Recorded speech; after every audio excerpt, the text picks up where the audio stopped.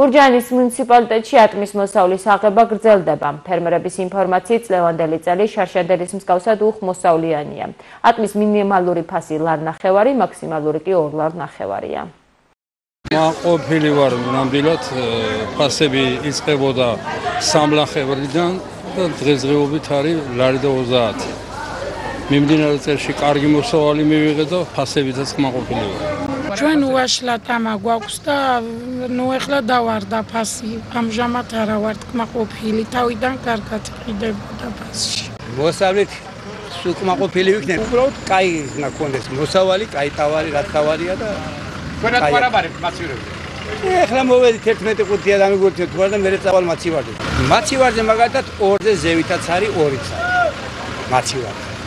აქ მაგალითად ბაზარზე მაგალითად უკვე ნაკლები ფასია.